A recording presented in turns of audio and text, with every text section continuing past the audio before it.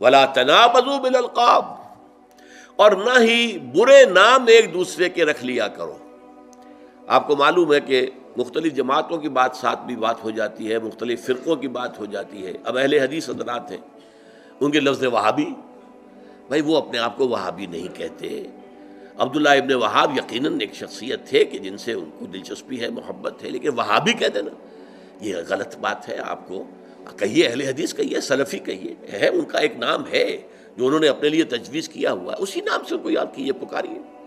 یا جیسے جماعت اسلامی کے بارے میں آج کل تو خیر اتنا زیادہ نہیں رہا، مولانا مودودی کا انتقال ہوئے جو ہے وہ اب تقریباً 25 برس ہو رہے ہیں، لیکن اس زمانے میں مودودی ہے، مودودی ہے، یہ مودودی ہے، یہ غلط بات ہے۔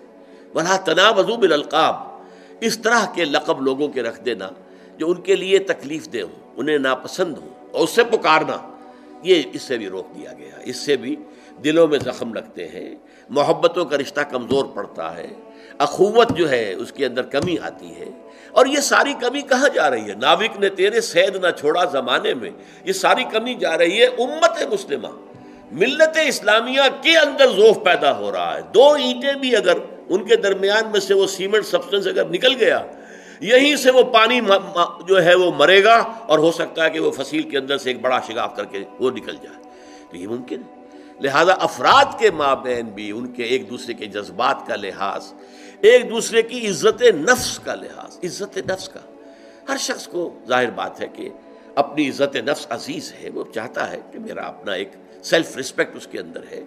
اور وہ یہ نہیں چاہتا کہ اس پر حملہ کیا جائے۔ اگر آپ کرتے ہیں تو اس کو آپ تکلیف پہنچا رہے ہیں، اس کو آپ زخم لگا رہے ہیں، اور یہ زخم جو ہے پھر اڈے بچے دے گا، اس کے نتائج نکلیں گے، اور وہ ساری زد کہاں جائے گی؟ ملی استحکام کی کمزوری کا سبب بنے گی۔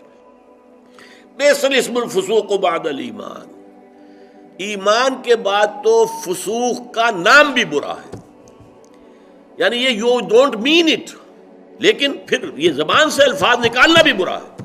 یہ ایمان کے ساتھ اس کی کوئی مطابقت ہے ہی نہیں۔ در حقیقت اچھے ناموں سے ایک دوسرے کو یاد کرو،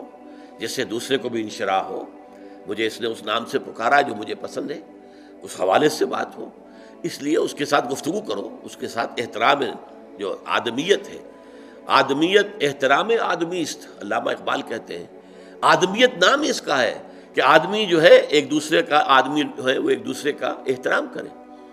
بئس الاسم الفسوق بعد الایمان، اب یہ ایک تو ہو گیا ترغیب کا انداز، دیکھو ایمان والے ہو تمہارے بارے میں ہم نے کہا ہے وَلَٰكِنَّ اللَّهَ حَبَّبَ إِلَيْكُمُ الْإِيمَانَ وَزَيَّنَهُ فِي قُلُوبِكُمْ وَكَرَّهَ إِلَيْكُمُ الْكُفْرَ وَالْفُسُوقَ وَالْعِصْيَانَ أُولَٰئِكَ هُمُ الرَّاشِدُونَ، تم ان میں ہو۔ تو ان میں شامل ہونے کے بعد یہ چھوٹی چھوٹی باتیں آپ کہیں گے بڑی معمولی سی باتیں، کیا ہے جی، آئی ڈنٹ مین اٹ، میرا یہ کہنے کا مراد نہیں تھی، میں اس کو تکلیف نہیں پہنچانا چاہتا تھا، لیکن نہیں، یہ لفظ بھی استعمال کرنا جو ہے اسم الفسوق، برائی کا نام بھی ایمان کے ساتھ جو ہے مطابقت نہیں رکھتا۔ لیکن اب دوسری طرف دھمکی بھی دے دی وَمَن لَّمْ يَتُبْ فَأُولَٰئِكَ هُمُ الظَّالِمُونَ، اور جو توبہ نہیں کریں گے وہ ظالم ہیں، وہ پھر اللہ تعالیٰ کی سزا کے مستوجب ہیں، مستحق ہیں۔ تو گویا کہ ترغیب بھی ہو گئی، دیکھو یہ تمہارے ایمان کے منافی ہے، یہ طرز عمل مت اختیار کرو، اور دھمکی بھی ہو گئی، ترہیب بھی ہو گئی، باز نہیں آؤ گے تو اللہ کی نگاہ میں تم ظالم قرار